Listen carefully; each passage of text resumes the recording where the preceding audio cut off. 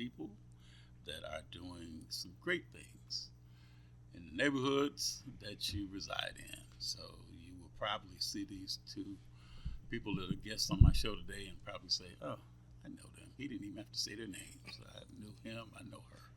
So we've got the cities of Detroit and Inkster covered in the house today. And we want to make sure we bring real news with real people on Truth to Power. But I'm your host, Darwin Griffin, and just wanted to, hope that everybody had a great holiday, Resurrection, Easter, that they may have been celebrating. I know everybody talked about the Tigers winning the opening day, and also people were excited because they went to the first home game for the Detroit Tigers, and they won. So last Friday, Good Friday, was a busy day, and after we left doing the show, we also had Christopher Broughton, who's the producer and one of the stars of a movie called Ruth and Boaz. So he was my guest later that afternoon, along with the queen of so many different things. But a lot of people look at her as the queen, and they call her Queen Livonia Perriman. So she was my guest, and we interviewed Mr. Christopher Broughton, who was the bouncing baby boy of Miss Theo Broughton, who also has a show here at WHPR TV. So as you know, WHPR TV, we have a lot of different ways to watch our show today. You can go on 15.2, you can go on Roku, Amazon, and you can also do Watkins 313. So there's a variety of different ways that you can view us. And we have satellites all over the country. You can see us all over the world. I've got people in Japan that have told me they have watched the show. So we do a lot here at Watkins Broadcasting at WHPR TV. So stay tuned. But before we get started, I just want to, express our condolences to a good friend of ours. His name is Nabil William Leach. And Nabil was an activist. He was an organizer. He was one that if you were running for office, he was a person that assisted, gave you a lot of good, sound advice about your campaign, and made certain that you were doing everything you possibly could to gain that seat that you were vying for. But they're having a celebration luncheon for him today over at the historical East Side Church, which is located at 12400 East Jefferson, and that's right there on the corner of Connor on the east side of Detroit. And it's going to start today at 12 noon. So if you are not too busy today, that you can go by and express your condolences to his family and friends. But again, that's going to be at the historic East Lake Church at 12400 East Jefferson. And I know, his family and friends would love to have you to come by, just express, your thoughts about Nabil and how much of an impact that he made here in the Detroit and Highland Park communities. But today, we're going to talk a little bit about a program that reaches a lot of young people and is located in the awesome city of Inkster under the auspices of the Mayor Byron Nolan. And we know so many people out there in the Inkster area, so much historical information comes out of the city of Inkster.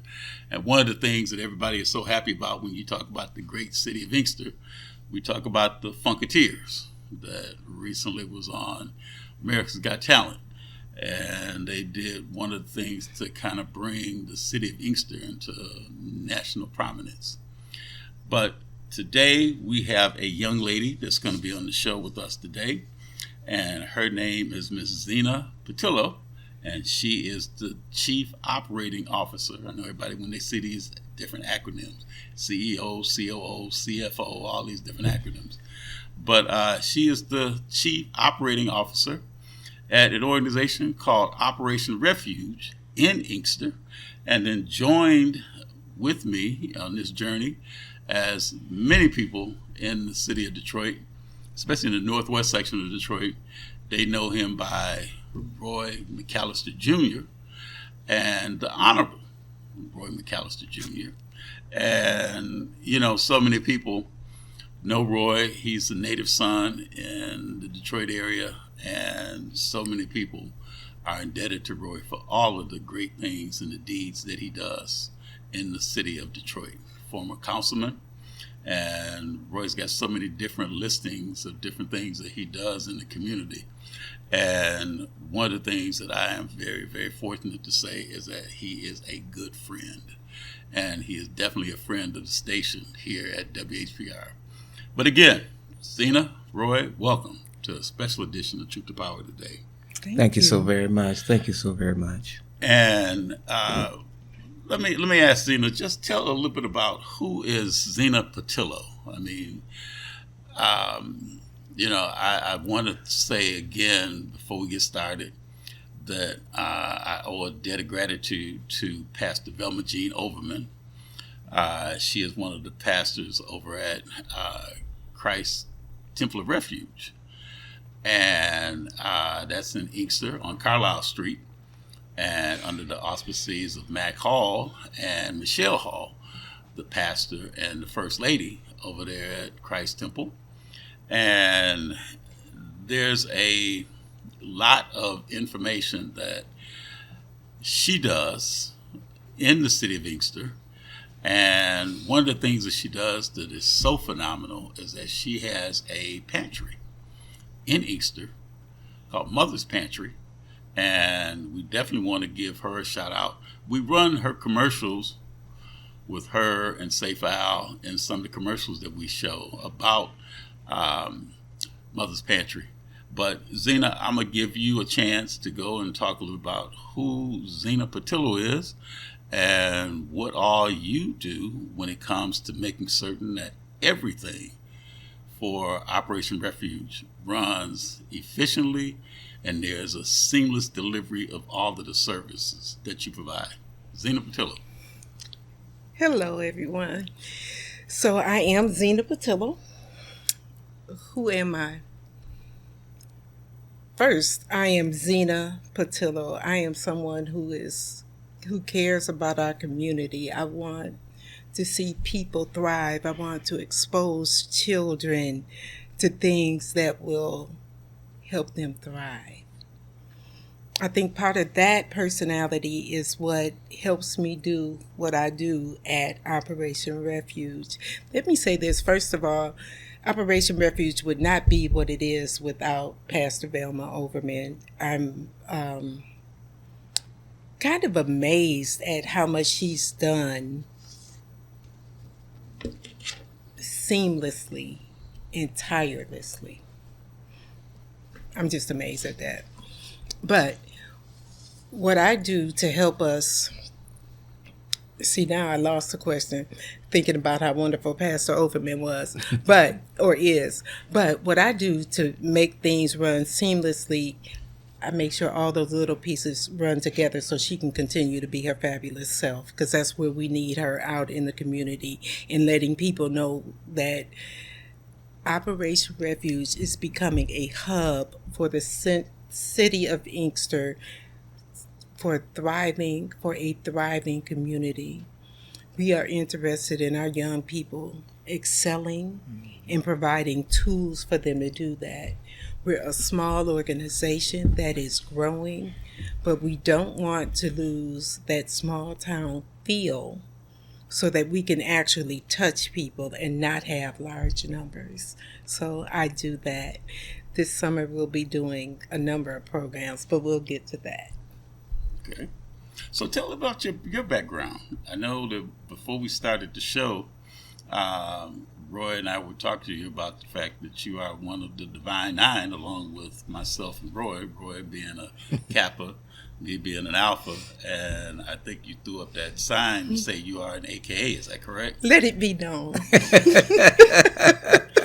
So, first question that I know we always ask, Roy, is we ask, where did you cross at? We don't go into the year because you might say something. That's right. The lady never tells. Right.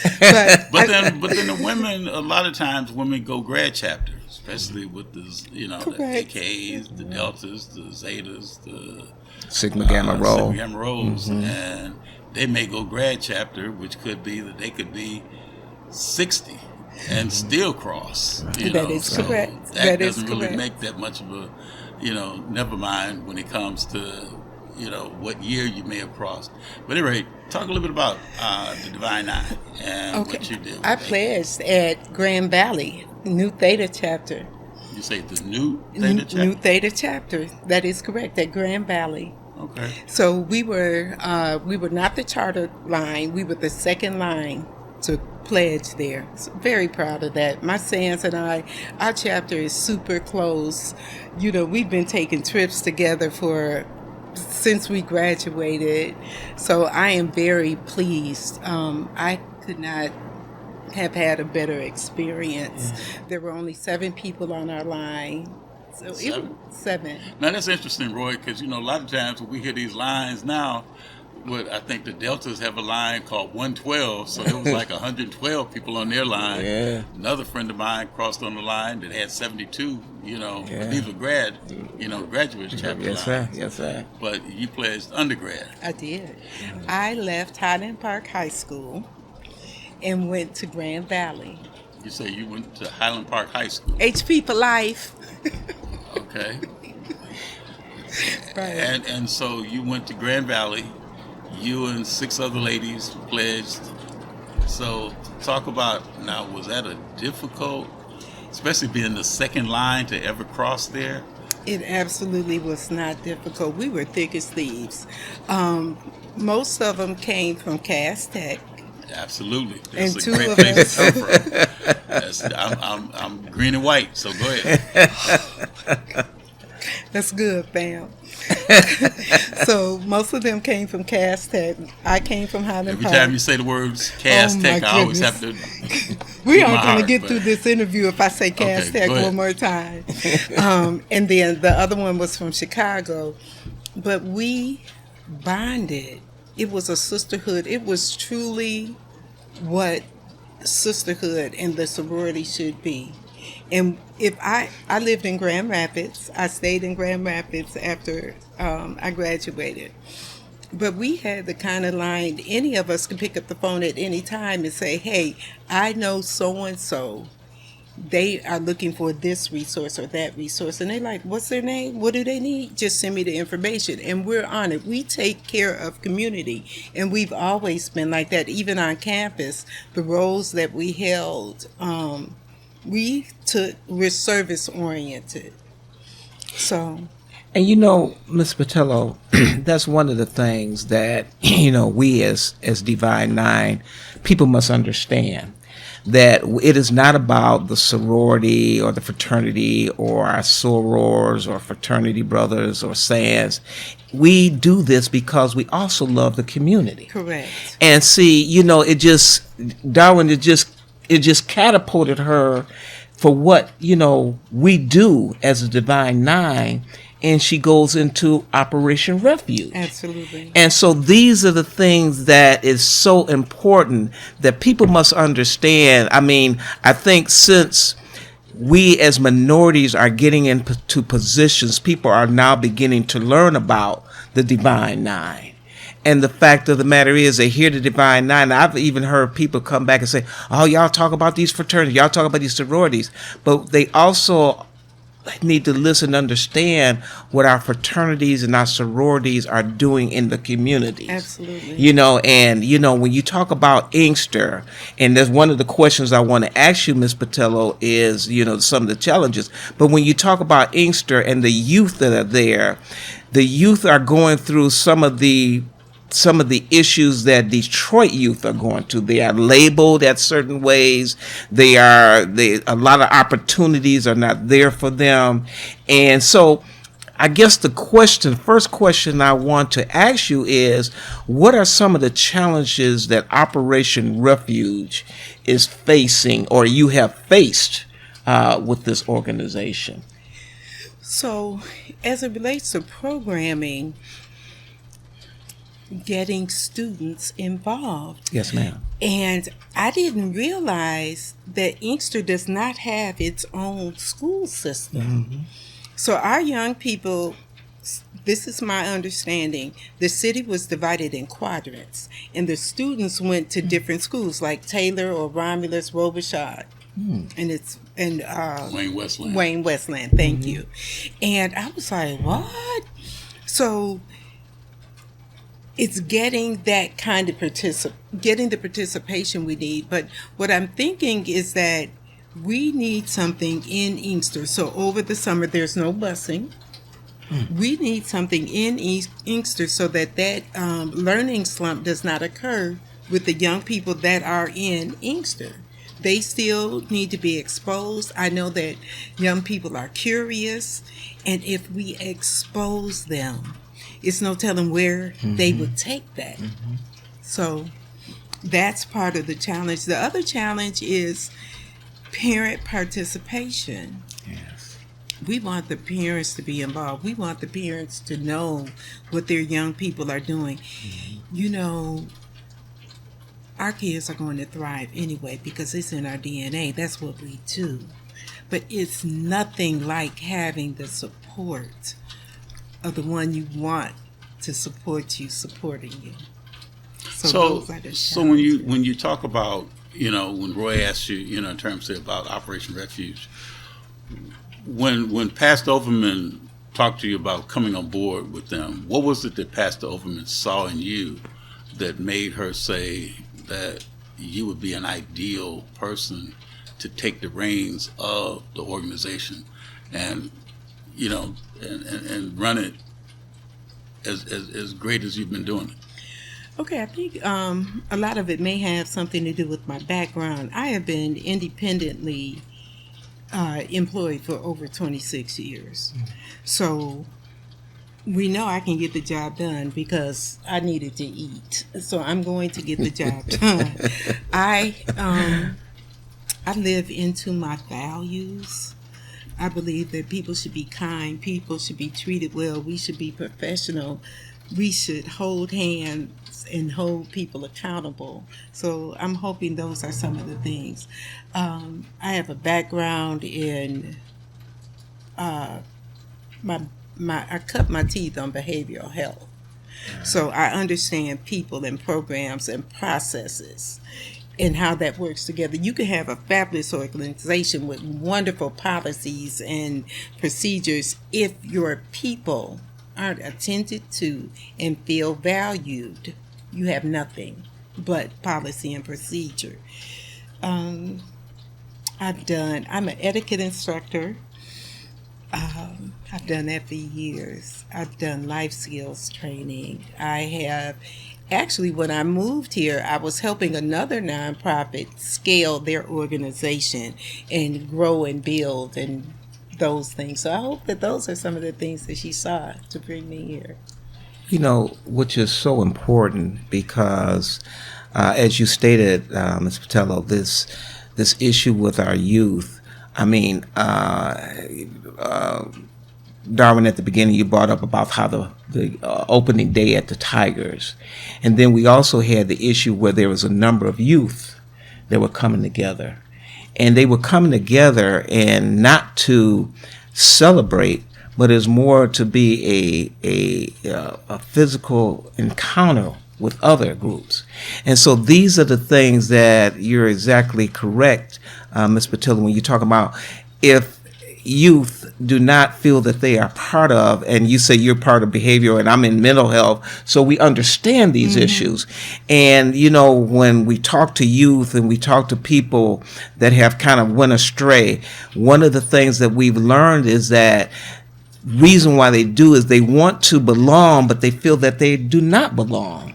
And therefore what happens is that once somebody reaches out to them and then they say, well, come be a part of us, that that group or that individual might not necessarily be for their best interest. Right. So these are the things that I really appreciate, with your behavioral health background. Plus, it's like you said, I got to eat, so it's just an issue where we, again, I'll just say the Divine Nine, we go back out in our communities and we look at our communities, Darwin, and we say, let's grab this youth, let's bring them under our wings, and how do we help them so that they can be the next good generation, right, and we can pass that baton off to them. A lot of times we don't tell our kids to stop it. Yes, ma'am. May I share a story? Sure. So I was coming home from work, and it was some gentleman sitting in the well of my apartment building. And you say in the well? In the well. You know how the stairwell, and it's a little, okay. So they're sitting there, and it's like 6 of them, and they're sitting all over the stairs. They had beer and stuff, and I'm like, see, you don't even live here. Who are you? And why do I have to jump over you? So the one young man said, hey, Miss Lady, we all black. Sir, the problem, I'm not afraid of you. I'm not better than you, because it was in the suburb. Mm-hmm.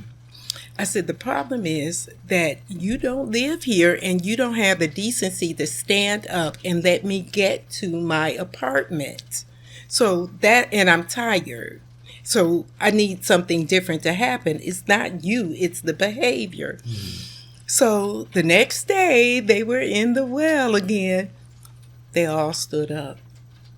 Here you go, Miss Lady. You need help with your bag. Mm. Nobody expected better behavior from them. Mm. And I know oftentimes, sometimes you need to have a relationship with people before you start telling them how to behave or how to act. Mm-hmm.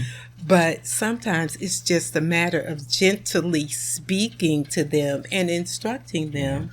Yes. No judgment. Yes. But you asked me, so I told you. And not being afraid to say those things, to guide.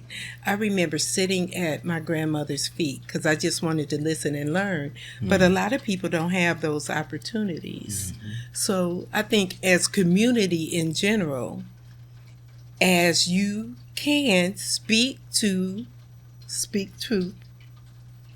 So to power with our young people. Yes, ma'am. Well, on that note, so be it. We got to take a quick break, and we'll be right back with the Honorable William McAllister Jr. and the phenomenal Zena Patillo. We'll be right back. Stay tuned.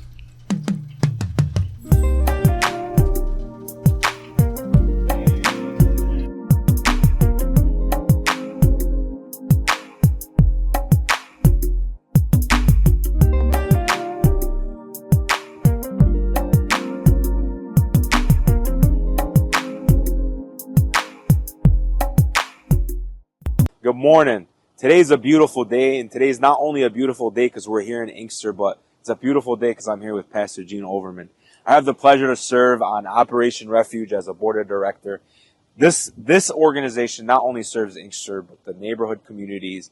The work we do here is beyond. It's led by Pastor Gene Overman. I've known Pastor Gene Overman for over 10 years. Everybody claims that that's her son, this is that. We go way back. She's mentored me. She's helped me throughout my career. I love you, Pastor. Can you tell us a little bit about what's going on today? Well, we're so excited, and thank you, Safe, for bringing a team in to really help us get the word out. Today, we're doing our food that we do consistently every Wednesday and Thursday throughout the month, and just very excited to share with everyone listening that Operation Refuge has Mother's Pantry. It is a client choice food pantry that we are very thankful that you come in here, and it's a place of dignity. You shop just like you're at Trader Joe's, hopefully, or one of the better grocery stores. So we're on the main strip because we want our families to leave those houses if you have a need and come over. And that's whether you're here, Dearborn Heights, Garden City, all of our surrounding communities in Southeast Michigan, Wayne County, actually. We really serve great food, and we have lots of programs. But today we're here talking about Mother's Pantry, and you get the chance to see some of the interactivity at Mother's Pantry with our families. And sometimes there's a great need, And sometimes you find yourself the working underemployed. So we have lots of Alice families where you're right at that threshold where you cannot receive benefits, but you still need that support. So we're very thankful that through many partnerships with Operation Refuge, we are able to provide good, nutritious food. What I love about our pantry is the fact that you can come in, park your car, and shop like you're walking into a grocery store. Yes. Nobody can tell you can't take this or you can't take that, and right. that's a sense of pride where you're not hurting anybody's feelings, and then I can walk in, get what I want, and leave. I mean, Absolutely. that's an amazing. And you leave with your dignity, and Exactly. oftentimes when we have food insecurity, you feel some sort of way to start with, right? Absolutely. So when you come in, we want to have the best choices. Yeah. And thankfully, we really do have excellent choices. We have halal, we have kosher, and we have partners that ensure that we keep what all of our families need. Yeah. So we're just very thankful. It's your leadership and your vision. That's why, right? And the board of directors, Yeah, right? absolutely. I can't get it done without Absolutely. you all. And as you see from the young man, you leave with fresh pineapple. I love fresh it. Food, I love it. Right? And whether you're walking I love or you're it. able to drive up, our door is open for you. And then the line, I can see Yeah. the line. Yeah, I mean, when and I pulled actually up, was all the it's shortening, it was all the way down to the STEM building. So Yeah, it's so- amazing. It's a sunny day. Come to Inkster, folks. Thank you, Pastor. I love Thank you.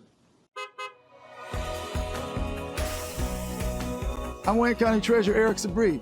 If you're behind on your property taxes, we have programs to help. You don't have to lose your house, and you don't have to pay all at once. This summer, our mobile unit will be visiting Wayne County communities to help make it easier to start a payment plan and keep your property. Go online or call to find the plan that's right for you and where you can get help from our mobile unit. The last thing I want is for anyone to lose their property to foreclosure. Make your payments every month and keep your property. Justice for Mario Willis. Truth. Facts. Evidence. Mattered. Log into justiceformariowillis.com. Read for yourself.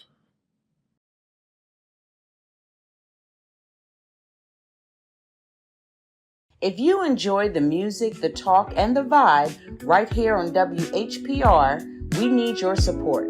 Help us keep independent radio alive by sending a Cash App donation of whatever you can to $WHPR TV Radio. Every dollar makes a difference. That's $WHPR TV Radio. Support the station that supports you. All media platforms are engaged. Copy. Get ready to launch your show or product. Periscope ready. We're 5x5 ready to launch. Copy that. Trend worldwide across all major platforms. Ignition. 3, 2, 1. The world is waiting. Watkins Broadcasting. More than just TV. 313watkins.com. Streaming on Roku.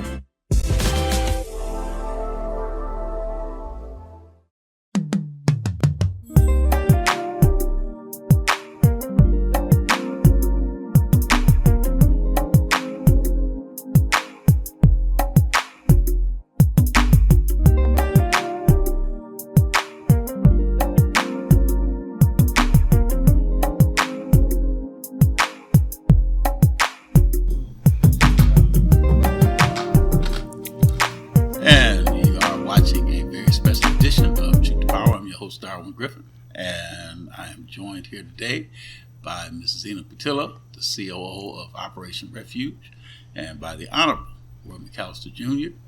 And, you know, we really were kind of, you know, talking a little bit about the Divine Nine and, you know, being AK, Alpha, Kappa, and how, Roy, you asked that question about how, you know, we are dedicated to service to people. And, you know, the thing is that, as what Zena was saying, it seems like the work that she's done, you know, that she's doing now is commensurate with what she did while she was pledging. You know, because a lot of times, Roy, Zena, you know, that we had a lot of different tasks when we were pledging that we had to do in the community. You know, some cases we cut grass, you know, for seniors. Yes, sir. We ran errands for seniors. We sometimes do volunteer work, you know, at some of the hospitals, because I know we did some of that up in Lansing when I was pledging at Michigan State. And, you know, just going into the community, doing, you know, raking leaves, shoveling snow. I mean, we did so much, you know, as I'm sure that you, Roy, you know, did. Zena, I'm sure you did. But, you know, I think the biggest thing is that we look at the work that we've done and we're still doing it today, you know, at our young ages, you know, that we have right now. But I'll let you ask the next question. Well, you know, before I go into that, you know, you brought at the beginning of the show regarding LaBelle Leach, and I just have to express my condolences to him and his family. I mean, LaBelle was so instrumental in a number of my campaigns, as you stated, Darwin. Stated, you know, a person that would advise, had been there, tell you where to do, what not to do, and where to go, make contacts with people.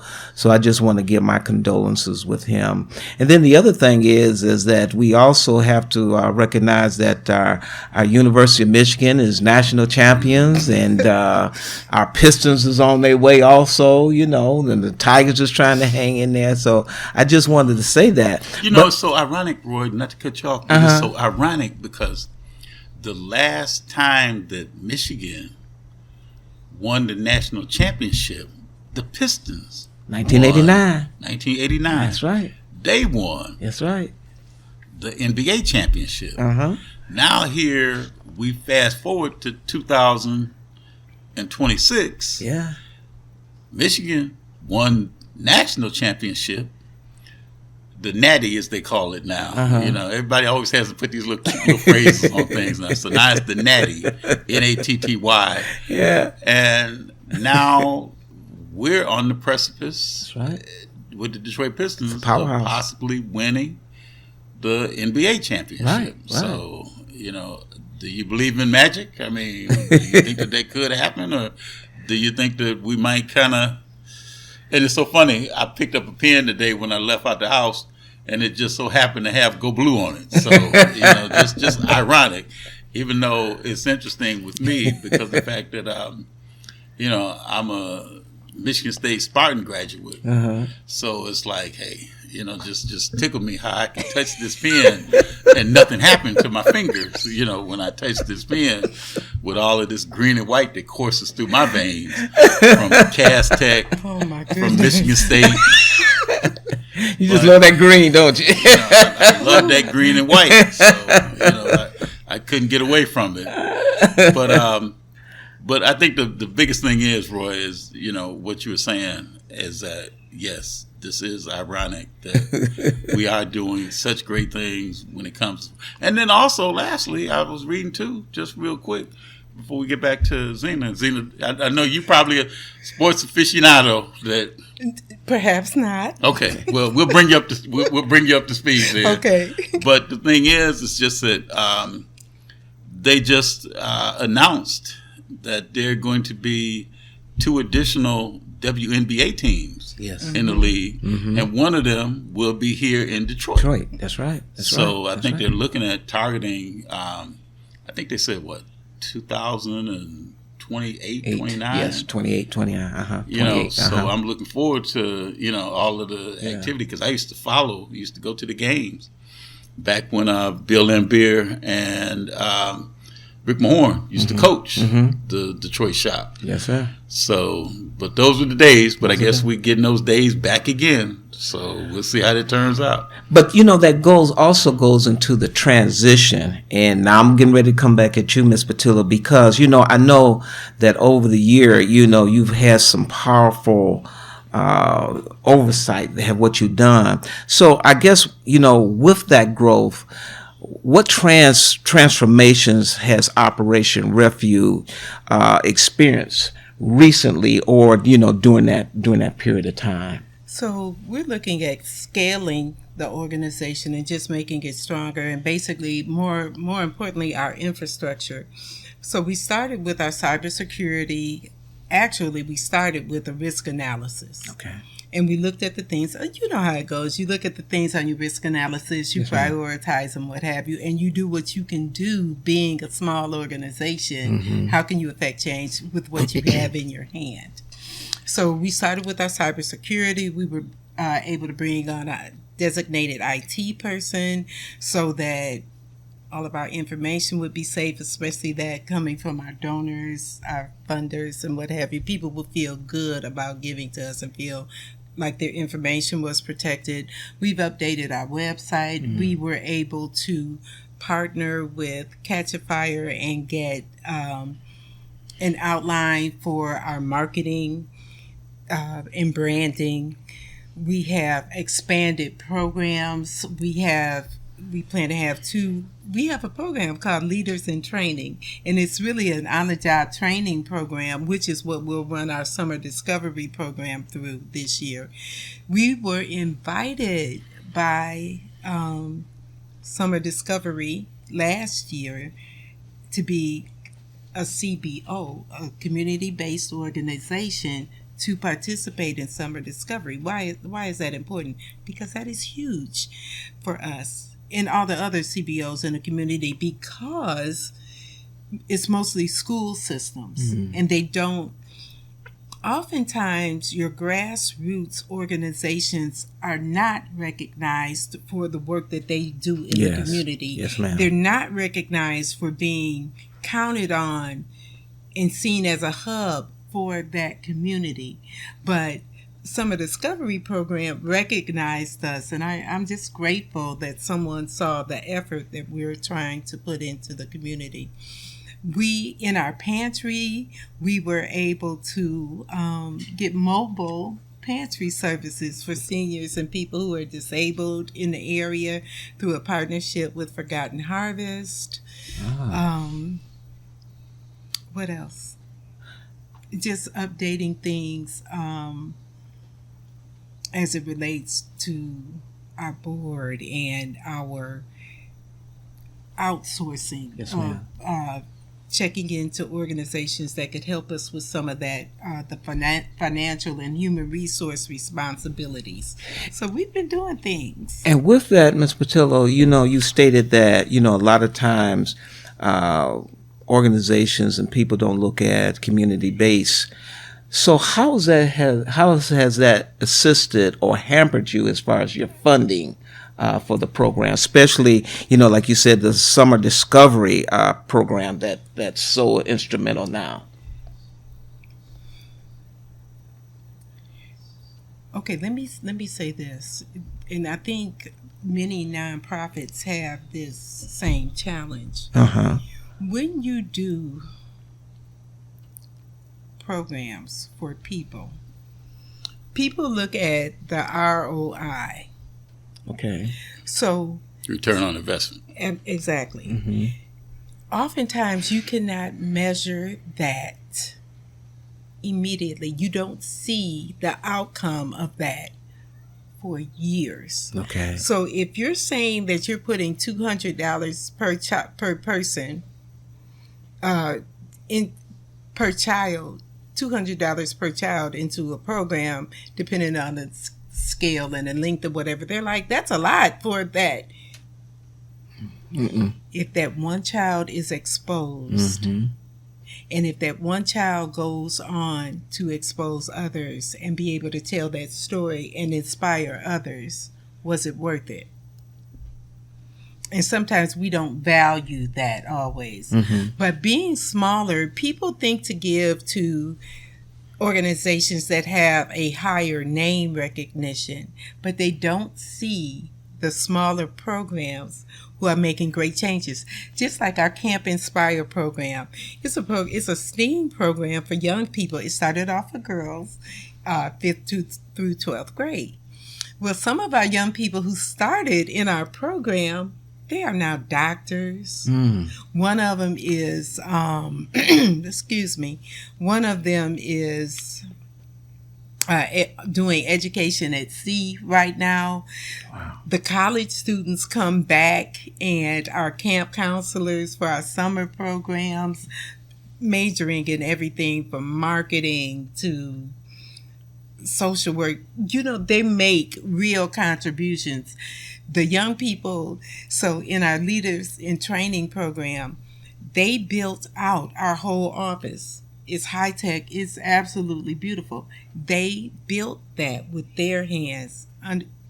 What's that word? Okay. So sometimes people don't see what we do, and they don't value it the same as some of the larger programs. Right. But we're making a difference out there in Inkster. And I noticed that, you initially targeted 8th and 9th graders. Is there any specific reason why that group class was targeted? So this year we did. We targeted rising 9th graders is what they call them. So, and the reason for that is that's such a transitional period. I couldn't find the statistics that I wanted, but there is a lot of dropout in 9th grade. Yes, ma'am. Our young people are transitioning from being a big fish to a small fish in a big pond. So we need to put some supports with that and let them build that confidence. And we want them to have that going into school in the fall. So that's one of the reasons. Another reason is our summer program will be an AI entrepreneurship-based program. Wow. So what we plan to do is teach them entrepreneurship because can you be too young to start thinking about generational wealth? That's the bottom line on that for us. But we want them to be able to use tools and be comfortable in the application of them, real life application for jobs for 2030, 2035, so that our community is prepared.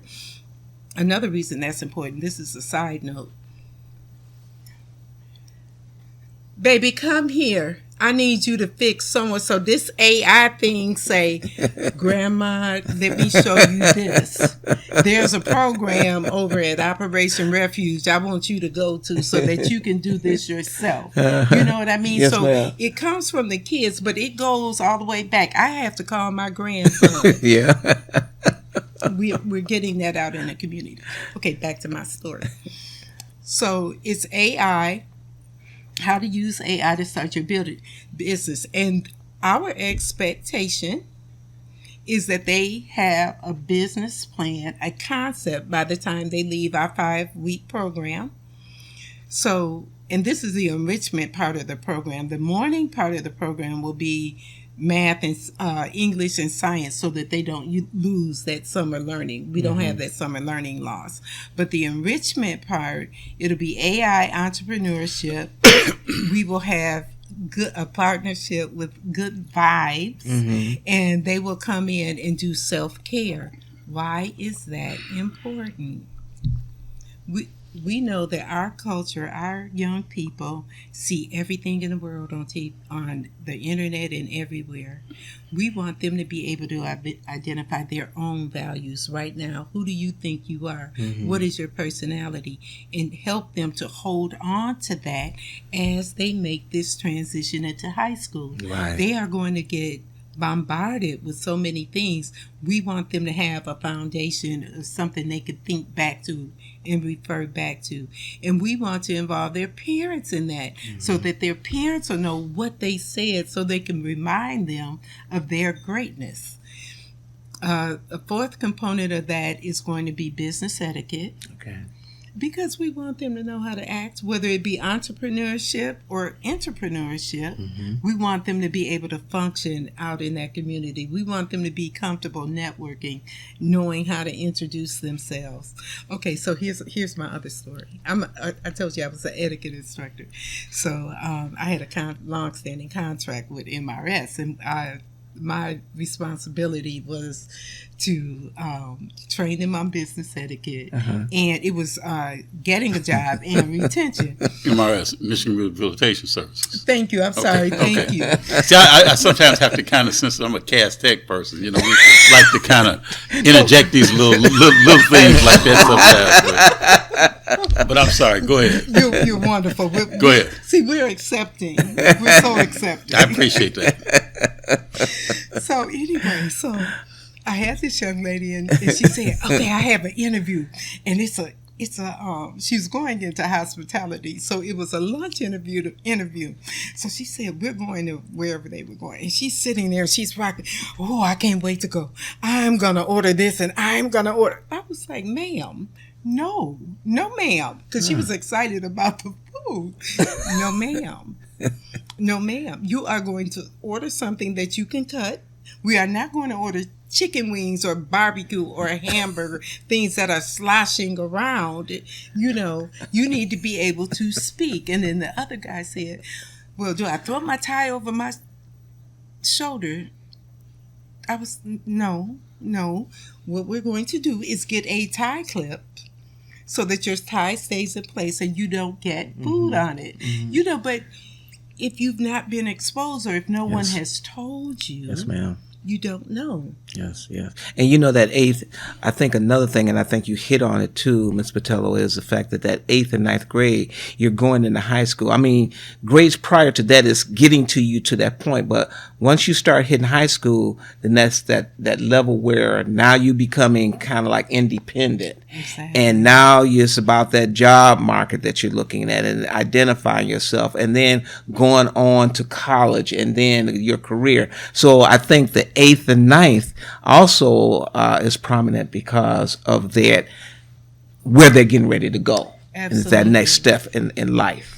Yes, sir. And I hope that one of the things that we instill in them, we really do have high expectations of them. We expect them to do their absolute best all the time. And one of the great things about the program is we are able to pay them. Wow. Through a partnership with Michigan Works and WIA. So it is a job. WIA, the Workforce Investment Act.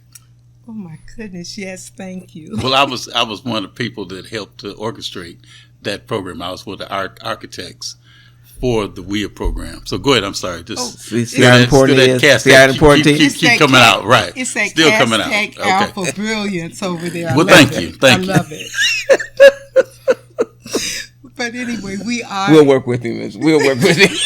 We're gonna help him. It's okay. Go ahead and be great. We love that. So it is a paid opportunity for 14-year-olds because, you know, you can be 13, 14 going into, you know, the 9th grade. But it is, we are able to pay for 14-year-olds. If you're a 13-year-old, you can still come. But it is a paid opportunity. So that's a plus. Also, our program is smaller. We anticipate having about 25 people because, again, we want to be able to touch them. We want to know when things are a little askew and we need to put some more effort into their learning. But they have to want it. They have to want it. So what are the criteria, what are the qualifications that a young lady needs to have to be able to be successful in your program? A desire to learn. Just be curious. So there is no like grade point average or anything like that they have to have? Oh no. Because a lot of students don't have the grade point average. They could. Some of them are just lazy, let's just call it like it is. But some of them aren't motivated, or they're motivated in different environments, or the environment is too large or too loud. It could be a number of things. Or they're bullied. It could be a number of things. So what we try to do is offer a small environment. It's a smaller, a little more controlled environment. I notice also that the program focuses on targeting and eliminating that summer learning slump. You know, that they have. And can you talk about that? Because again, you know, a lot of times I've learned that our young people, it's not necessarily that they don't want to, it's just that they don't know how to, or nobody has directed them. I think there was a couple shows ago, Darwin, we were talking about how young people, a lot of times they will do things to take the attention of their inability to do things. So, you know, how does that come into Operation Refuge, Ms. Patello? Okay, so With the academic piece, we have licensed teachers. We're required to have licensed teachers. But as far as the slump goes, it's the same as anything else. If you don't practice, you aren't as sharp as you were. You're still sharp, but not as sharp. And if you're not as sharp, trying to catch up and then learn something new often presents a challenge. My mother would always say it's easier to stay up than catch up. So that's what we're trying to do for them. Just make sure. And then some of them may have left the 8th grade a little behind. That's not a slump. It's just helping them get to where they need to be so they can be successful where they're going. So our teachers are trained. We brought in 20 is a lot for a teacher, in my opinion. 20 students, young people, yes, ma'am. Especially middle school or 9th graders. So we brought in a lot of our coaches and our program director. They're parapros in the schools. So what happened last year, we had a young man who was not confident, so he wouldn't participate in the math part. So we pulled him out of class and we did the work with him one-on-one, because that was and he knew it. He just wasn't confident in a group. So we use whatever we need to use. If they have the desire, we do whatever we can do to make sure that they're successful, because sometimes they need to learn differently. And people didn't have an opportunity to do that with as much work as needs to be done in schools and understaffing and larger classrooms or whatever. So it's not just about an academic, it's also an enrichment component. Absolutely. To help those young people Absolutely. To move forward. Yes, ma'am. And what we did with him was say, when you feel stressed like this, tell somebody. You have to tell somebody. We don't know. You have to tell us, can we go out? Yes. Can we go over here and do it? I'll do the homework. Yes, ma'am. Or the classwork. Let me ask you both a question. When you talk about, you mentioned about AI, I hear a lot of varying stories about AI. Artificial intelligence, whether or not if it's something that is going to enhance students' education or if it's going to enable students' education. What's your thoughts, Roy, Zena, on that? It's a mixed component, because on the one hand, us who are old school, I'll say it like that, we worked hard to get, and it was about getting those basics in. As we move forward, people will say, you got to work smarter and not harder, And so I think with AI is going to lessen those basic abilities of people. I'll give a prime example. You go. Hold that thought. We got to take a quick break. All right. But hold that thought. So we're going to put a pin in that story. We'll be right back with the Honorable Roy McAllister Jr., Zena Patillo. I'm Darwin Griffin. So stay tuned.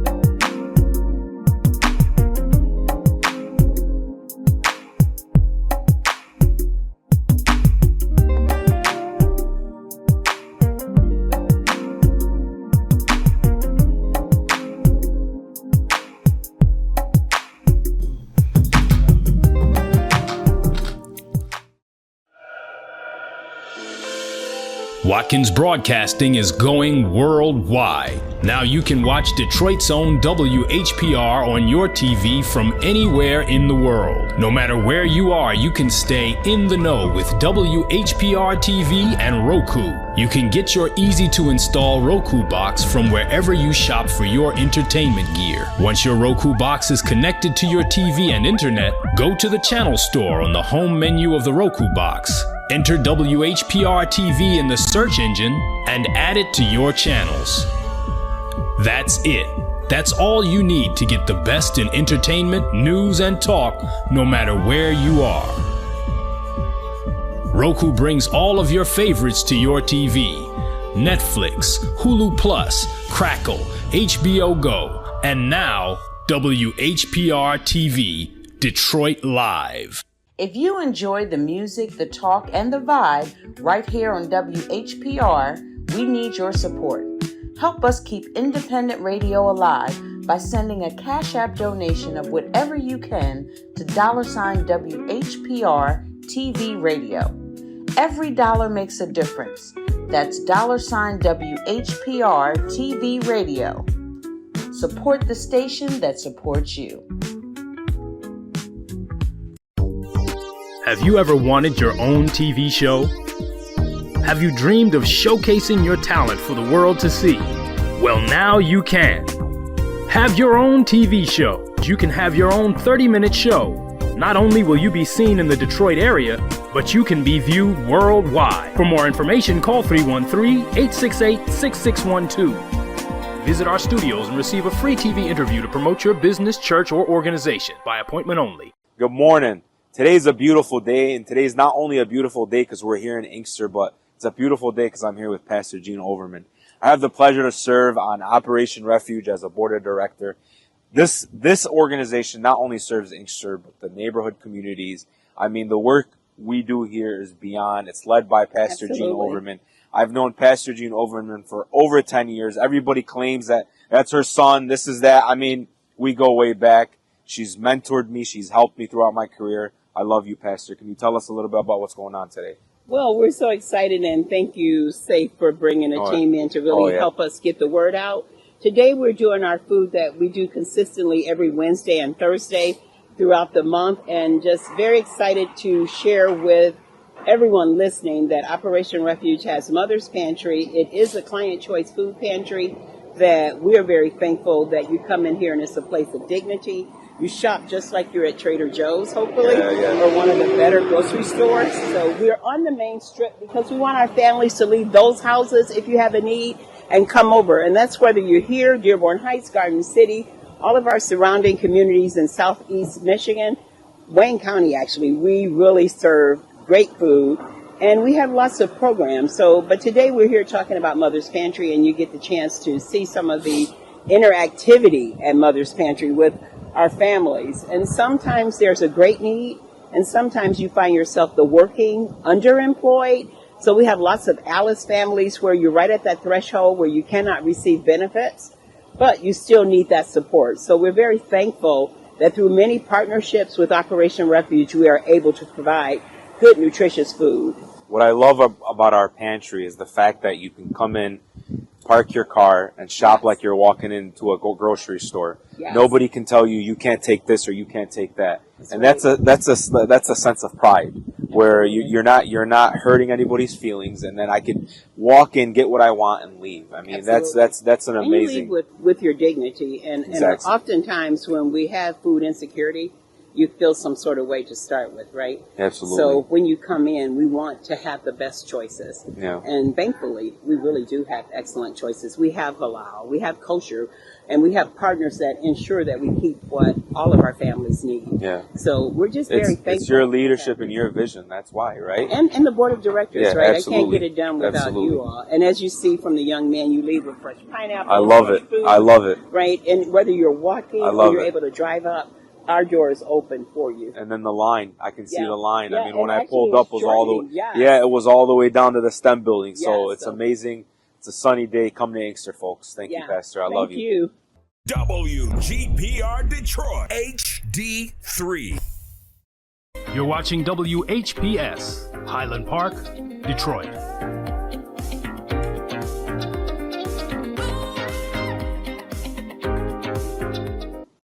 313watkins.com. Streaming on Roku.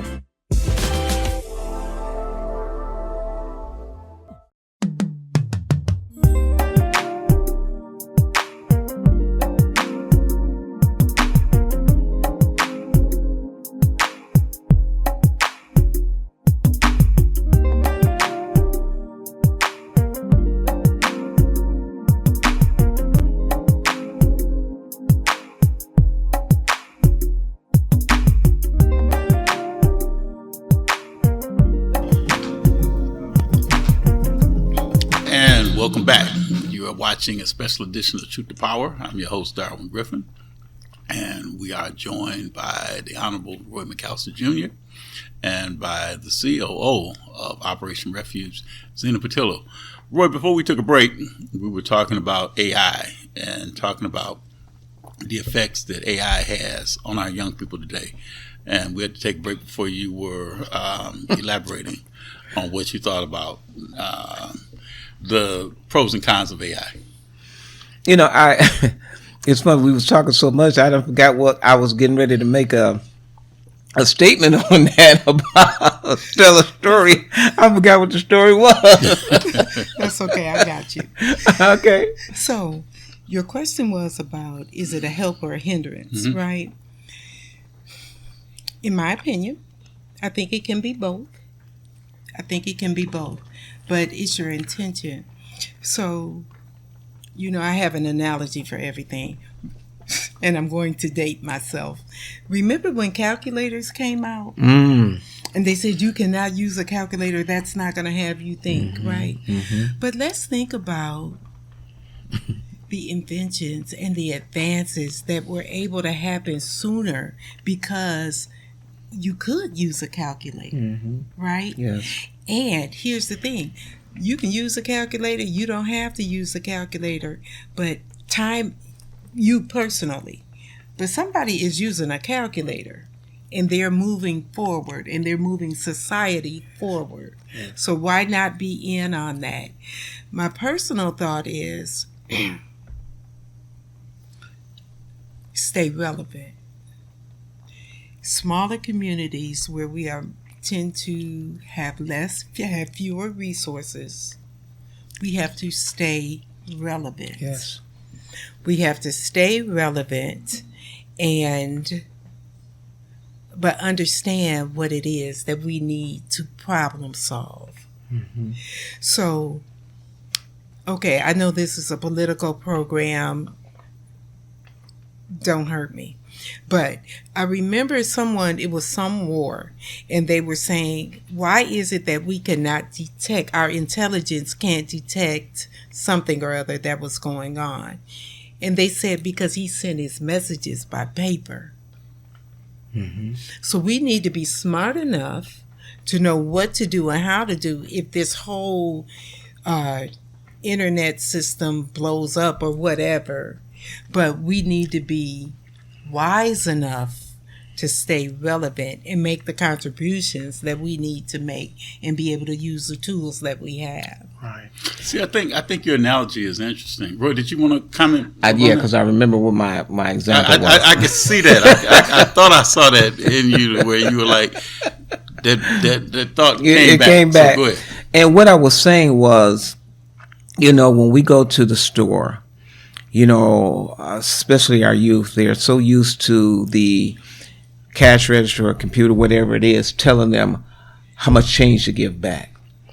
And a lot of times, if you, let's say something is $47.38, and you give them 8 cents, well, what the computer has said, it just throws them off. And it's like, why'd you give me this 8 cents? And as well as what Ms. Patillo has stated, if something blows up, let's say that computer goes down, and then people are coming through and they can't either utilize their credit card and they're paying cash. How do we make sure that, again, going back to those basics, basic arithmetic, basic understanding as far as what we need to do? And that's the example that I was saying, how as we move forward AI, yes, it's great, but then it's taking us away from those basics. And then if something happens, then what? I mean, you know, the thing is, Zena, Roy, it's just like we are still in a society where we still have to sign our names. Yes. When you go into a place, even like when you come here to WHPR TV, we still have a sign-in sheet, and you still have to sign your name. But then the thing is that are they teaching cursive writing in schools? Right. And so the question is that what do you do when you go someplace and they ask you to sign in?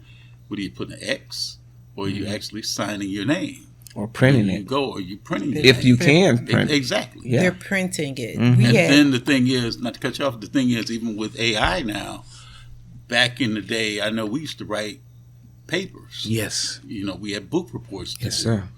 And I know a lot of teachers thought that when we took, and I may be dating myself, when we had the Cliffs Notes or the Monarch Notes, were we really doing a service to ourselves when we didn't read the book, but we looked at the Cliffs Notes, especially War and Peace or Mutiny on the Bounty or the Crucible and some of those books that we read, you know. Y'all read that in Castech? Absolutely. You know, but you know, and that was the key thing. And then we even had some of that even when I went to, but that was, let me tell my Castech story.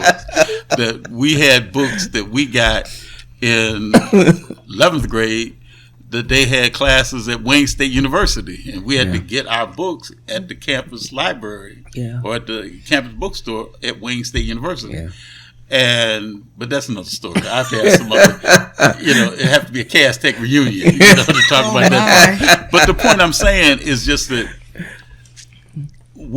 are we getting away from actually doing the research? Just like even right now, we are so inundated with this that instead of looking at going to the library and getting the World Book Encyclopedias or the Britannicas or some of those encyclopedias and pulling books off the shelf to do a report, we can just Google. And going to the file cards, pulling them file cards that we had to go through and all that other stuff. And the same thing when it comes to typing. Yes. I remember the old typewriters, you know, that we had the Olympic typewriters and we doing the not electric. What do you call it? Hunt and peck and all that. Whereas now it's so different now. Yes. You know, women can have, you know, nails that could be out to here, but still can type just like, but now I could imagine back in the day when we had those typewriters, the old-fashioned typewriters, they may get the nail stuck between the two keys trying to type. But you know, and that brings up another point because of the way that our young people, you know, when they go on this thing, it's not a full sentence, or it's not, they're abbreviating a lot of stuff. And so therefore, when you go, I mean, there's still reports that have to be produced and put out. And if they don't understand, and Ms. Patel, I'm pretty sure in Operation Refuge, I know that you guys are pushing this. If you don't understand how to make a complete sentence, how to make that a paragraph has at least 3 sentences, these are the things, these are the basics that we learned, you know. But our young people that are coming along, and that's why I say it's so scary, not only with AI, but it's just how they are expressing themselves, you know, as far as articulating and communicating and dialoguing amongst each other, you know. And that's the difficult and that's the challenging portion that we have, and it's very, very, I'm afraid, because when you're talking about 10, 15, 20 years, when we turn as we stated, turn the realms over to them, will they have all the tools and all the necessary experiences that's necessary? Okay, so I have a couple of comments based on this previous conversation. First off, you all, why are we punishing the kids? Yeah. We walked 75 miles to school. We used to peck. We are not trying to peck. Okay? We are not trying to peck, and we are not going to punish them and make them peck because we pecked. Because there are resources that are advanced that they can take advantage of. One of the things, Darwin, when you asked me what prepares me for some of this, I was an adjunct prof at Kuiper College, and we do have tools to detect plagiarism and the use of AI generated information in reports. How will we know that our young people are able to develop full sentences and understand context and what have you? It's an expectation of our educators. The educators have not relaxed the expectation for research. You all know yourselves, we'll get on Google and it'll tell us this, but a critical thinking mind will say, this told me this. And curiosity will say, but if this is true, would that be true? Mm-hmm. So now I'm down a rabbit hole looking for this and that. Then I found out that's not really what I'm looking for. I have to go back and do some more research. Mm-hmm. So I think that the research and the gaining of knowledge because of the curiosity will not be abandoned. Right. Okay. I think that an educator is an educator is an educator. We are going to expect them to have certain things. I'm also a trainer. That my educational background, I have a master's in human resource organizational development. My emphasis was training. Mm-hmm. So the expectation, the learning expectation and outcomes will be the same, period. You need to know this. So I'm but here's the other thing. We have to teach them to be curious and to problem solve and to have the right answer and not say, because you said this, I'm going to give you that. If that was the wrong answer, and hold them accountable to what it is you expect them to do. Mm-hmm. Oftentimes, I always think of this. You know how you can use a good sturdy shoe as a hammer? Right? What you say, Darwin is looking at me like, where are you going with this? But it's not the right tool if you need a claw hammer to get that nail out. Mm-hmm. So we're trying to teach our young people, use the right tool. Now do what you need to do, because you could have used a shoe and got half of your project done. My saying is, bring home the deer. You know how, okay, don't call in on me and don't say anything. This is my analogy. You know how folk go deer hunting and they're gone for the whole weekend, or some people take week-long deer hunting trips. Baby, there is no deer. You didn't bring any deer. You know that you all were having a guy's trip and partying in the cabin, and that's okay. Just say that. But we bring home the deer at Operation Refuge. We bring home the deer. We have our projects, and we do what we say we're going to do. Well, let's kind of delve back a little bit into now it's a STEM program, correct? That you have over there at Operation Refuge. Our Camp Inspire is explicitly STEAM actually. It's explicitly STEAM. You know what my next question is going to be. Science, technology, engineering, the arts, and math. So for that person that hears STEM all the time and not know what STEAM is, we add the arts in. We add the arts in because that makes it all whole. Now, when you say the arts, what do you mean when you say the arts? It may be drumming, it may be cultural events, it may be anything that is, I am looking for the word, creative. Mm-hmm. Anything creative. It may be drawing. It may be drum exercises. Mm-hmm. Anything that... Drawing. Mm-hmm, anything that's in that creative realm. That's important because even with those science-oriented things, the arts get you thinking outside of that box. Mm-hmm. It brings that thing whole and it keeps you curious. If this is the beat of this drum, it reminds me of heartbeats. And if the heartbeat is irregular and I could set this on here and change the tone, is there a device we could set on a heart to change that beat or that tone or that energy? So the arts bring another level of curiosity. That's deep. Yeah, that's deep. Well, and that's the thing, that when you talk about STEAM or STEM, that they're doing that in the school. So does that, it kind of like, it's like a tutorial for them when they go into regular mainstream school? No, it is definitely not a tutorial.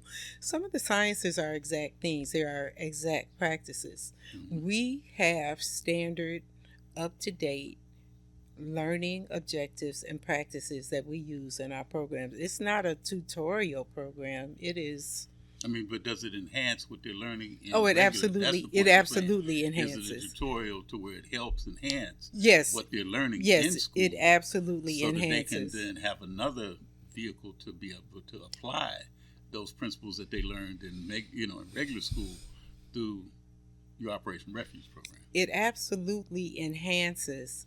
It's another layer. It's a different environment, though. I'm trying to have, in case you have not noticed, I am an analogy person.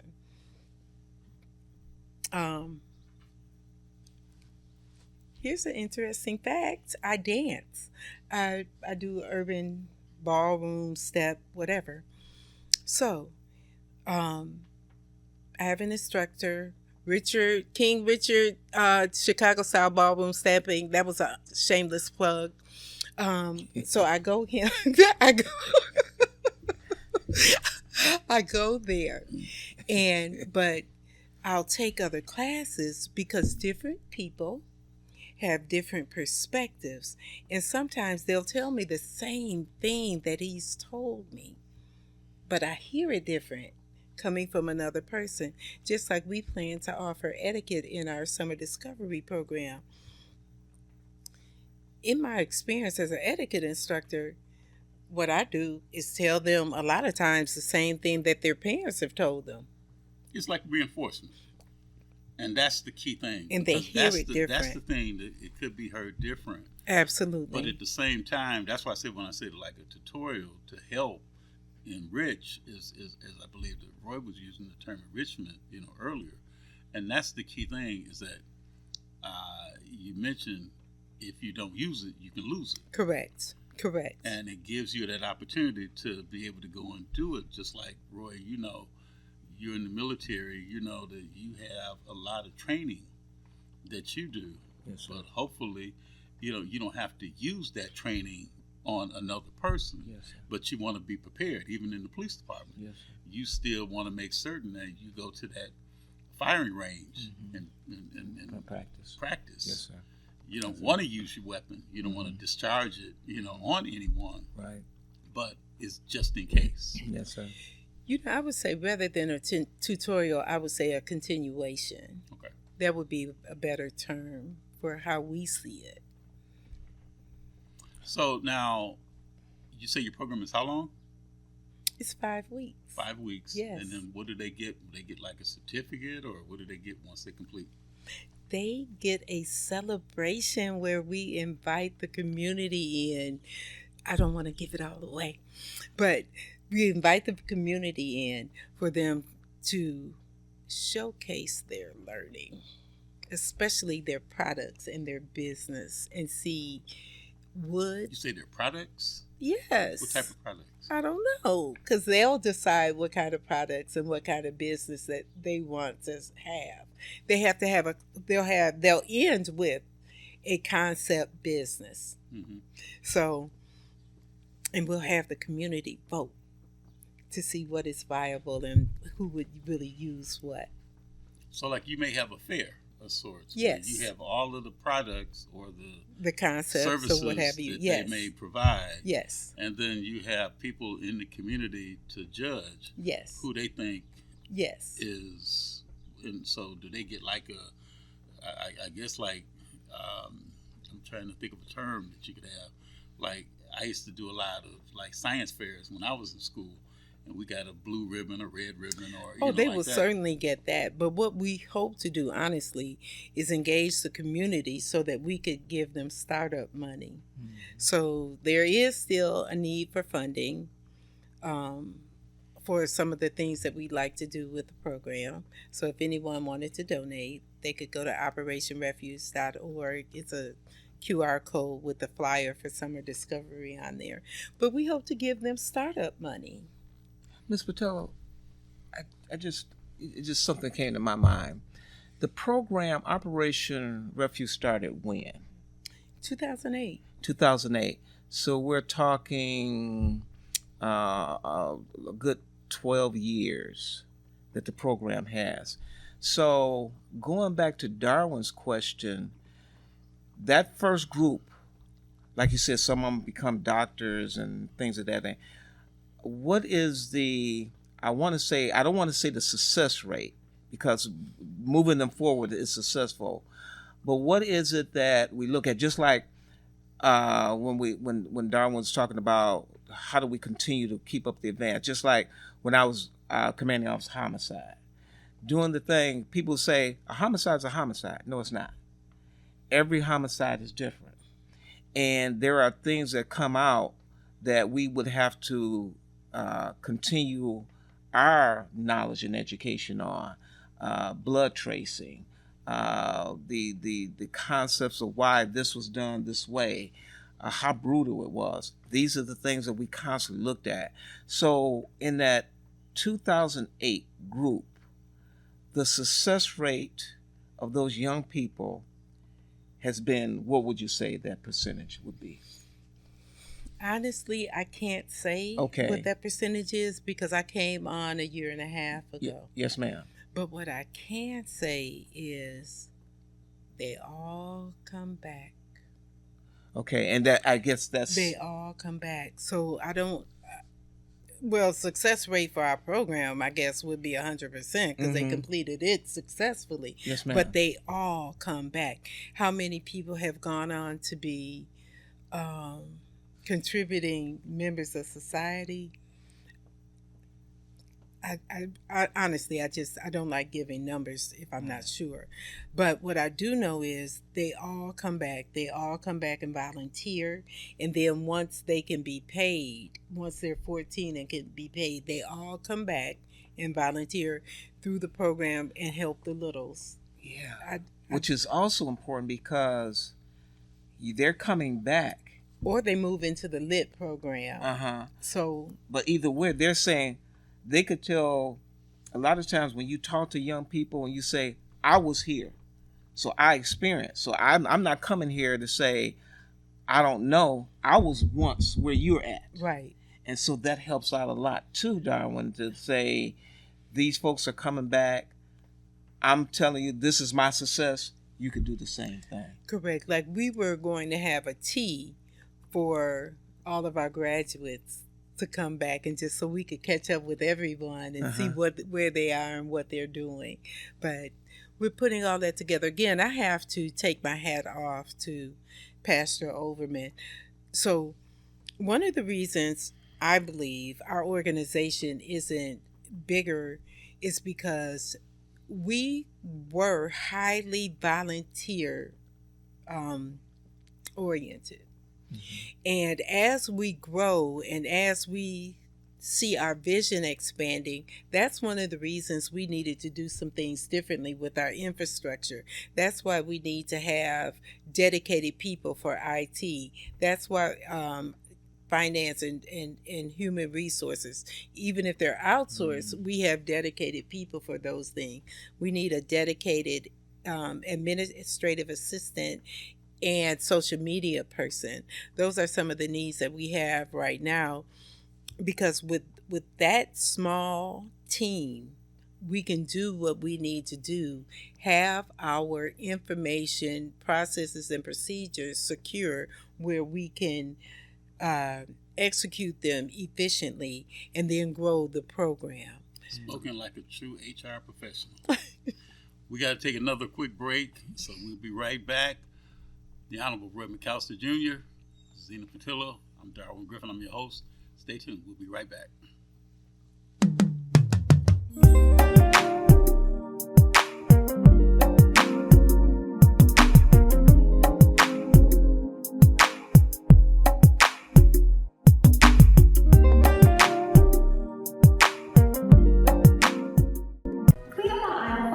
Clean up on aisle 5. Sounds like my life right now. Just one big mess. What's going on? It's my property taxes. What? I am behind and I am so worried that I'm going to lose my house. I can pay some of it, but I can't pay it all at once. Sorry to interrupt. I'm Eric Sabree, the Wayne County Treasurer. The last thing I want is for anyone to lose their property to tax foreclosure. We have assistance programs to help. For more information, go to treasurer.waynecounty.com. We're here to help. I'm Wayne County Treasurer Eric Sabree.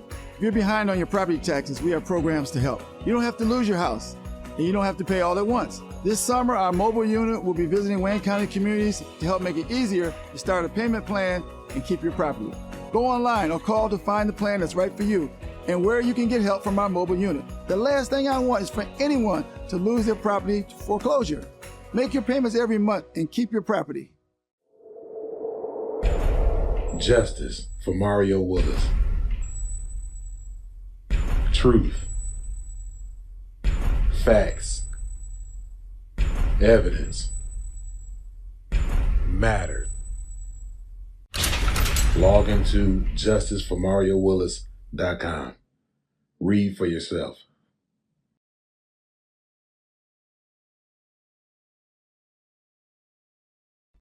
All media platforms are engaged.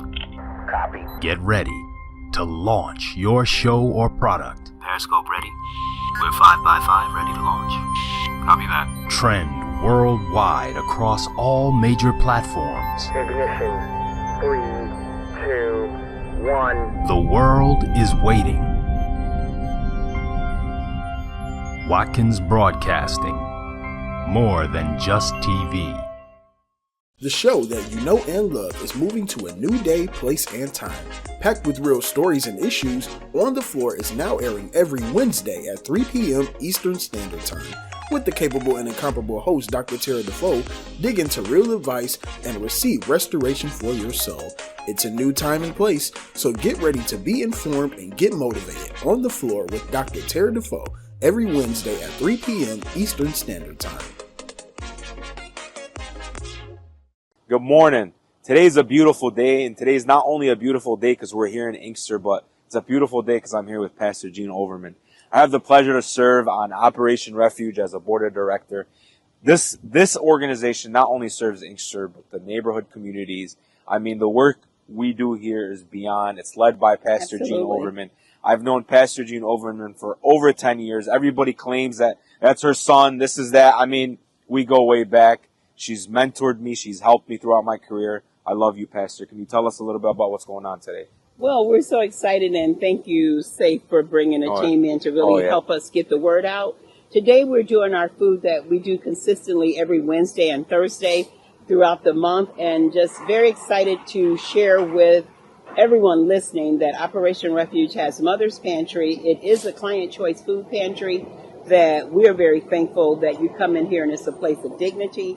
You shop just like you're at Trader Joe's, hopefully, or one of the better grocery stores. So we're on the main strip because we want our families to leave those houses if you have a need and come over. And that's whether you're here, Dearborn Heights, Garden City, all of our surrounding communities in Southeast Michigan, Wayne County, actually. We really serve great food, and we have lots of programs. But today we're here talking about Mother's Pantry, and you get the chance to see some of the interactivity at Mother's Pantry with our families. And sometimes there's a great need, and sometimes you find yourself the working, underemployed.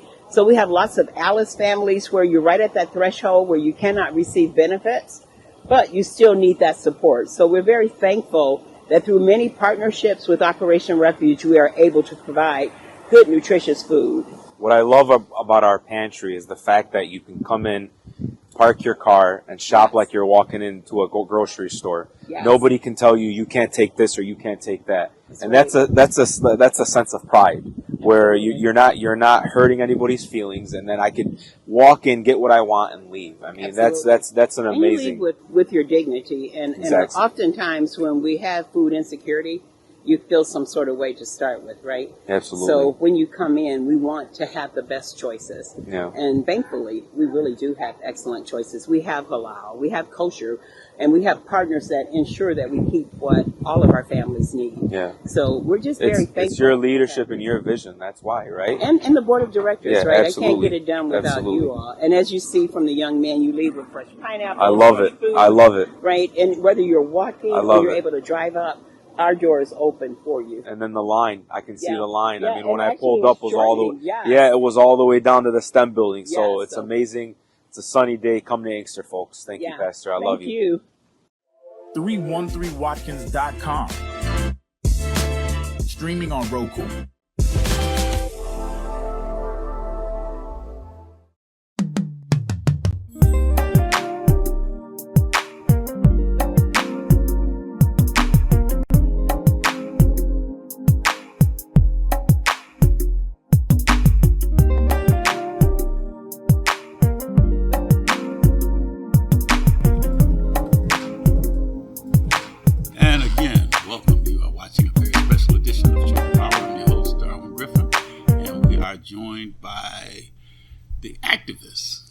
organizer, and all around just great individual. And that is Miss Summer Crawford, to take us during this last half an hour of the journey with COO of Operation Refuge, Miss Zena Patillo.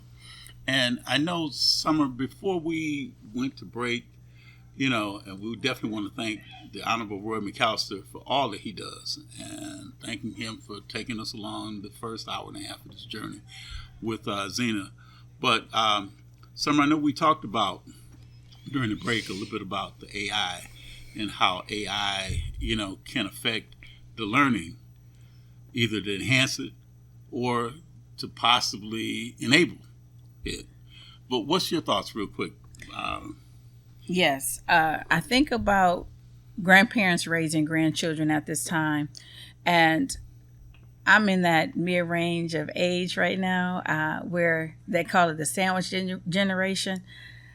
And I remember I was raised a lot. I had my great-grandmother living, my grandmother's living, and so my grandfather was living. A lot of the skill sets that had us rooted, which it's time for us now to go back to Roots 2.0. And so as AI is taking over, the first thing that our young ones would like to do is they would like to run to technology. And we are our own human GPS. I am also a military brat. My mother's a retired Air Force. I have a lot of military veterans in my entire family. And so as a person who I graduated overseas in Germany and in the 90s, and what I've learned is we could not necessarily use a map. So we had to learn north, south, what's north, what's south, what's east, what's west. How do you know your clicks and kilometers? And then how do you know your streets that are around you? How do you get back home? And so I think at this time we have a lot of tools that we can go back to, and we need to listen to our youth in this AI age and ask them, do you have a prepared readiness plan if in case of a power outage? What would you like to see? I've heard you say, I can't live without my phone, but we are living in a time where there could be storms, rolling blackouts.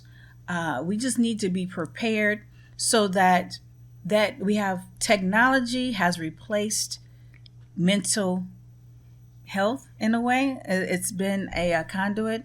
And so there's a lot of places that we need to touch on, but we need to prepare, and it starts at home. And it's so interesting, Summer, because you just made me think about something. I'm old school too, like Roy had mentioned before. I'm one to where it took me a while to start using GPS. And I'm one that would go to AAA, get the little, the little map thing done, and they would tell me where I'm going and how long it would take to get there. That was my MapQuest. AAA was my MapQuest. Yes. And probably the same thing with Allstate and some of the other, insurance companies. But they would give me the bag and would show me the whole triptych, in terms, say, about how to go. So if I'm going to Toledo, for example, which is only about a 45-minute, trip, I'm steady, got the maps all across the dashboard, the steering wheel. I got my co-pilot that's got the maps all draped out, and I'm trying to tell somebody, will you put that map down? Because I can't see out the rearview mirror, or I can't see out of the side mirror, and I'm trying to pass, get into the right lane, and somebody's got that map all draped out across. But the point I was just saying was just that it's kind of trying to get used to having a microwave instead of having a toaster oven to cook food or to do TV dinners and that kind of thing. Yes. So so much now, air fryers and and I look at things like back in the day with the Jetsons, and the Jetsons had the flying cars and some of the things, and I was looking at something where they were talking about like Star Trek, and how a lot of those things from Star Trek back in the 60s are things that they do today. Mm-hmm. Things from Star Wars, things from other shows, other movies that are now today that they're doing. The only thing that they haven't quite mastered yet is like in the Jetsons, having the flying cars going, back and forth, but processing food. Look at the astronauts that just recently went and circled around the moon. Yes. And now they're making a return trip back. This is the furthest that anybody has ever been in space. And they're saying, too, we're going to have people on the moon probably in the next 3-4 years, have a colony on the moon. That could be some of the things that Operation Refuge could be training or preparing future astronauts, not just men, but women to be the astronauts, and do all of the great things that people have done, that led up to the present now. But back to, and we can get into another story. That'd be another story, when we talk about the AI. But the question I want to ask you too, Zena, is that when we talk about Operation Refuge, and you look at some of the different people that are involved in the program, I think you mentioned about you have coaches. Name some of the other type staff positions, and are you looking to hire anyone for any positions since you got the HR background? And we kind of stopped on that with the HR part before we took the break. Right now, we are not looking to hire anyone because our team is returning. I know. I was like, yeah! So the retention with the team is great. The retention with the team is great. Excuse me. So it's a great work environment. So anybody that wants to look at maybe a great work environment in the future, they may want to keep checking to find out absolutely whether or not if there are any openings or whether or not if you've enhanced. Because one of the things I have to give Pastor Overman, she is a magnet to draw funding. She is. So that's one thing that she knows. Okay, wait now, because we have a funding need right now. But what is that funding need? The funding need, honestly, what nonprofit doesn't always need funding? But right now, $5,000 would make me feel secure in what we could offer our young people through Summer Discovery. One of the biggest expenses, we are not all work and no play at Summer Discovery. On Fridays, we take a field trip every Friday. But like last year, the standard cost to rent a bus big enough for our population was $645 multiplied times 5. Then we have to feed our babies. Okay, I call them babies. That's how our students. We have to feed our students. And then we just want them to have the best experience that they can have. One of my thoughts about working in nonprofit is I don't always want to be able to give them the minimum. Why are we giving them the minimum and expecting excellence from them? Why are we exposing them to the basement when they could be in the penthouse for a few more dollars? And people, well, you spend all that money. Wouldn't you want your child to have that experience? So, and for $5,000, we can have the quality experience that we want to have. And that would also help fund our end of programming event where they're showcased. So that's important. And may I ask this question then along those lines?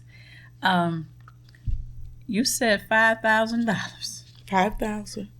However, in this economy, maybe we should go a little higher.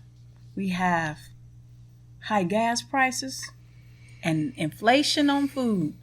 And one thing, as a mentor in the program that I used to be in, I love the fact that you said, and I'm going to share this with you, our students and young people and young adults should have first class. They should. And so I'm excited for you. I think we all are. Oh. And is there a telephone number if anyone would like to donate? Is a QR code? And are you accepting volunteers? We are always accepting volunteers. That's a great question. Thank you for that. We are always accepting volunteers. The value that you get from different perspectives, even if they don't necessarily align totally, it's still a value. And it's still something to consider. So thank you for that. There is a phone number where you can call. Well, actually, our phone number where you can call if you have questions or would like any information or what have you. And probably people that have been watching the show from the beginning don't really have a lot of questions about the phone number because we ran the commercial multiple times with the phone number, the website. So, but we'll let you give that information again because repetition a lot of times is how we learn. Absolutely. So the phone number is 734-709-7606. You may also go to our website, operationrefuge.org. And what you'll see is a flyer will pop up for Summer Discovery, and it has a QR code where you can sign your young person up. So now, is there any upcoming programs or is there any upcoming activities that you want to tell our viewing audience about? So we are, one of our partnerships is with DHHS, Department of Health and Human Services. Good job. So, and we are interested in the welfare of students impacted by foster care and independent living programs. So what we did was we started a quarterly program. The first one we did in March, and that one, it was absolutely fabulous. It was hosted by Dr. Sonia Weaver, if any of you all know her. Oh, who doesn't know Sonia Weaver? She is absolutely fantastic. And it was an AI platforms, and it showed all the different AI platforms and what their best uses were. So coming up next, again, sticking with that, sticking with our focus, just like Summer Discovery, the next one will be on, again, entrepreneurship and how to do that. Because our foster care youth, sometimes they have different needs. Sometimes, and this isn't just for the foster care youth, but you know how you have that one child that is in the basement playing video games? Well, our belief is, if you can play it, you can code it. Oh, yes. So that's kind of what this quarterly series is about, and showing them how you can code it, how your game can be used for advertising and marketing and whatever else that animation can be used for. And then it continues on with the workforce development track. And the final one is networking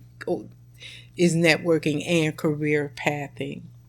So that's coming up, and that it too is on the website under the LIT program. Awesome. And so with the young people and what is the and with Operation Refuge, forward thinking, do you have a 2-year to 3-year plan of moving forward? Would you like to see any growth? What I would like, I'm sorry. Yes, I'm sorry. I didn't mean to cut you off. I would like to see our LIT program expanded.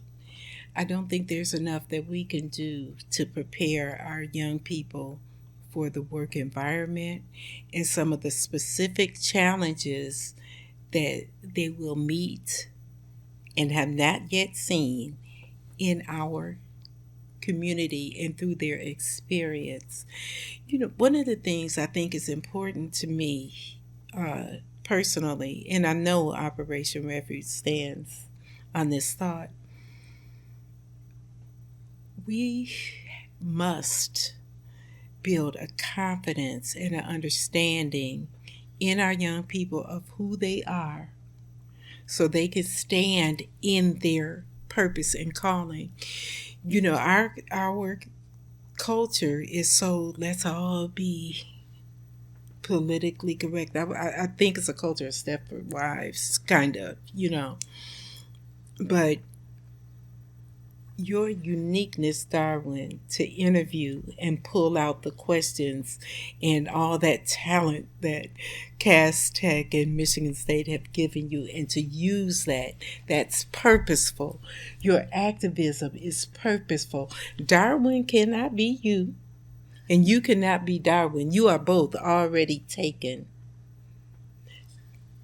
I have to be who I am because that's what I know to do. That's my contribution to the community. So that's what I want for our young people. See who you are and respect it. But we have to encourage that in them. Now, see, everybody has integral parts. Absolutely. To make a whole. And that's what it really boils down to. In your community, because absolutely. I tell a lot of young people that regardless of what you feel you have to contribute, you still have something to contribute. Absolutely. But the thing that we just have to do, and I'm going to get off my soapbox for a minute, but the thing that we have to do is, as you say, reach one, each one, teach one. But it's not just teaching the young people in your programs at Operation Refuge, but they in turn go back and teach their parents. Absolutely. What they learn. Absolutely. And speaking to the vision, that's why we want to become more of a community hub. A lot of parents, I believe a lot of parents are just doing the best they can. All of us, we're doing the best we can. And some people have capacity for this, that, or the other. Some people just don't have capacity, but they want to. Where can they go and be accepted and someone understand, I just don't have it. Maybe I should, but can you help me get it? Can you help me get what I need to pour into my child? You know, can you help me understand who I am so that I can respect who I am so I can hear who they are? That's important. You know, my friend at her son's wedding, she apologized to him. And this young man told her at 6 years old he wanted to be a mortician. And she was like, you do not. He did okay. And then he got in a little trouble, but he did okay. You know, he's an upstanding member of the community. He left home. He didn't do well in college. He left. He came back home. He just said, I'm going into mortuary science. He is in Atlanta. He and his wife are both morticians, wow. And they own their own business. They followed his dream. And she apologized. She said, because I didn't listen to you and I didn't respect what you were saying and encourage it. And to your point, to something you mentioned earlier, I believe that my saying is that we should be able to bring that thing from the block to the boardroom. Oh, yes. I look at my brothers. My oldest brother is, he was vice president of something or other. In his cybersecurity. It was AT&T, but whatever. But for all that he is corporately, he can build a deck and he has a garden. He, you know, oh, this needs to be fixed. Where's the stuff? You know what I'm saying? But he has enough street acumen to be safe. But he can take that thing from the block to the boardroom. And what I'm saying with that is he can communicate with everyday folk along all lines, from the block to the boardroom. And that's important because that way you stay connected to, responsible to, and accountable for your community. And I just think we should expose our children to that as an expectation and a way of life. And somebody has to do it. Well, here's what I would love to hear from you. There are so many summer programs that are going to roll out in 2026. And I remember when I was younger, we had certain summer programs we would be super excited about going to attend. Can you address the uniqueness of why young people should get up and be prepared and ready for Operation Refuge? And can you address the transportation gap, if there's any concern? Because I know a lot of parents would love to have to help get their young one to the many summer activities and programs. So if you could speak to those two. I think our uniqueness, there are a lot of summer programs and there are a lot of really good summer programs, people who have been reputable and have proven backgrounds. And if you can't get your child to Operation Refuge Summer Discovery, get your child somewhere so that they don't experience that learning gap and that they are prepared for the upcoming year. One of the unique things about our program, though, is that we are doing 8th graders. Oftentimes people avoid middle schoolers, high schoolers, and 9th graders. We are doing that. I think the AI entrepreneur bent with the expectation that they have a product is something that is a little unique. I think that, and I don't want to say, I think that the fact that we have smaller groups, you don't even have to pass. We have a smaller classroom. We have a small campus. It's more intimate. And so if your child is a bit introverted or they just thrive better in a smaller environment, that would be the place for you, because everyone doesn't do well. And I think that our teachers are so passionate. Like last year, we did have a little entrepreneur piece for the 3rd and 4th graders, right? And the teachers came, and what they did was they were standing there with them. See why math is important? See why this accountability is important? Now, I will say this. Another thing about our program, we are so serious. We are not playing with our young people. There will be consequences. And we pay you.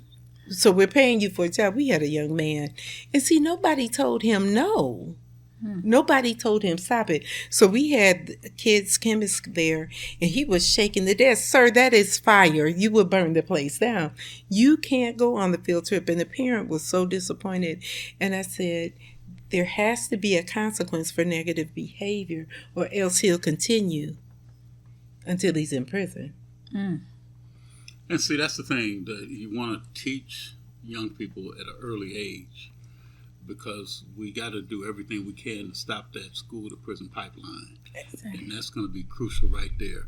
But I want you, we've got a few minutes left, I want you to give your contact information, give the location where Operation Refuge is located at, and give a phone number, for if somebody wants to be involved in the program or get more information about the program, please. Okay. We are Operation Refuge. We are located at 27801 Carlisle in Inkster, Michigan. You may sign your beautiful child up or donate on our website, operationrefuge.org. If you would like to speak to someone about the program, volunteering, or donations, you may call 734-709-7606 or 616-633-7488. That is my personal number if you have questions, and we welcome hearing from you. And will the parents and the students get a chance to meet the awesome Pastor Velma Jean Overman? Absolutely. So we plan, our goal is to have at least 15 young people signed up by the end of May. We will have a full roster, 15 people signed up by the end of April and a full roster by the end of May. We plan to have a parents' meeting around the first week of June, because we want the parents to know what their children will be learning, what they can help reinforce at home, what the expectations are for the program. We want them to know about the field trips and the products, and be able to speak with them and talk to them about what product or service they would like to have as a business. Well, whatever we at Watkins Broadcasting can do, one of the things that our station manager, Ms. Maxine Willis, she's an educator, and also our president, our founder, R.J. Watkins, who's a pioneer when it comes to young people, where he had the program that was on for years called The New Dance Show, and then also he was associated with The Scene, back with him and Nat Morris and Henry Tyler. So the thing is, it's just that we would like to do whatever we can to help to enhance the program, enhance what you are doing in the community, and to make certain that the young people today become the thriving entrepreneurs, business owners, and professional leaders that we will see in the future tomorrow. Well, thank you for that. I'm going to hold you to it, too. Well, we definitely love to have you come back. And I do want to thank it would be my pleasure. Ms. Summer Crawford for all of what you do in the community, all of the faces that you have put smiles on, all of the people that you have put knowledge into, and all of the wisdom that you are going to leave in the footsteps that people will follow behind you in the future. So we do want to thank you, Summer, for all that you do and all that you are going to do. Thank you. And God continue to bless you. To Roy McAllister Jr., who has been a very integral part of Truth to Power. And appreciate you, Roy, all of the people that you have gone and inspired to be a part of our journey with Truth to Power. All of the elected officials and the politicians that you have talked to. So again, we appreciate everything that you do. And I am your host, Darwin Griffin, and I do hope that everyone has a very safe weekend. I know the last time we were on last Friday, there was that youth takeover downtown. So we don't want any more of that kind of activity, that you can be able to congregate, but in a peaceful, mannerable way. Again, you've been watching a special edition of Truth to Power. I'm your host, Darwin Griffin. Thank you to Roy McAllister Jr., Summer Crawford, Zena Patillo. Thank you to Pastor Velma Jean Overman of Operation Refuge. We will be back next week, same time, same station, Watkins Broadcasting. R.J. Watkins, thank you for allowing this platform to continue to give real news with real people.